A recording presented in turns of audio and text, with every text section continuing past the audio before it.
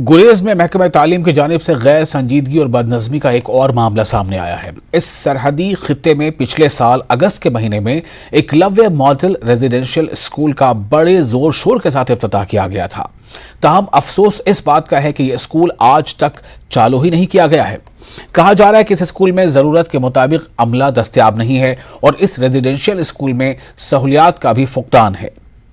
कहा जा रहा है कि स्कूल में 40 के करीब बच्चों का इंदराज भी अमल में लाया गया है। ताहम स्कूल फंक्शनल न होने की वजह से इन बच्चों का मुस्तकबिल दांव पर लग गया है। इस अहम मसले पर अगरचे न्यूज़ 18 ने ZEO गुरेज से बात करने की कोशिश की, ताहम उन्होंने फोन उठाने की जहमत गवारा नहीं की। 2022 में यहाँ पे एक अकलिया स्कूल खोला गया था, जिसमें हमारे डीसी डिस्ट्रिक्ट बांडीपुरा डीसी साहब ने यहाँ पे उस स्कूल की इनाग्रेशन की थी। तब से आज तक वो अकलिया स्कूल जो है वो फंक्शनल नहीं हुआ, क्योंकि बच्चे दूर दराज इलाकों से आ रहे हैं। उनको रात को यहाँ पर फैसिलिटी वगैरह कुछ भी नहीं है, न वॉचमैन है, न कुकिंग सिस्टम है कुछ।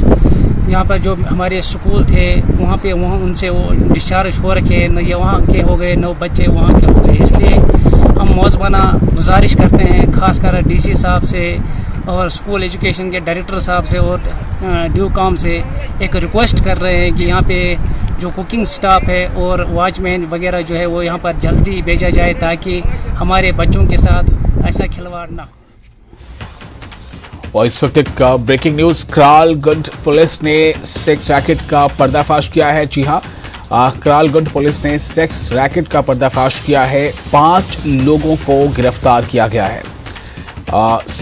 जिस रोशनी के इस धंधे में 5 लोगों को गिरफ्तार किया गया है। 47,800 नकदी भी बरामद की गई है रुपए, और FIR दर्ज कर ली गई है। जांच शुरू कर दी गई है। एक बार फिर आपको बता दें, करालगंज पुलिस ने एक सेक्स रैकेट का पर्दाफाश किया है और बताया जा रहा है कि इस पर्दाफाश के दौरान 5 लोगों की गिरफ्तारी अमल में आई है और साथ ही साथ इस मौके से 47,800 रुपये नकदी बरामद की गई है। FIR भी दर्ज कर ली गई है। जांच शुरू कर दी गई है।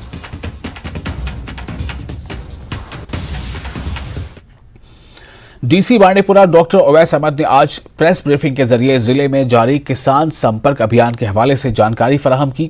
डॉक्टर ओवैस का कहना था कि होलिस्टिक डेवलपमेंट ऑफ एग्रीकल्चर के तहत 29 प्रोजेक्टों या शोबों पर तवज्जो मरकूज की जा रही है, ताकि किसान की आमदनी दोगुनी होने के अलावा पैदावार में इजाफे को यकीनी बनाया जा सके।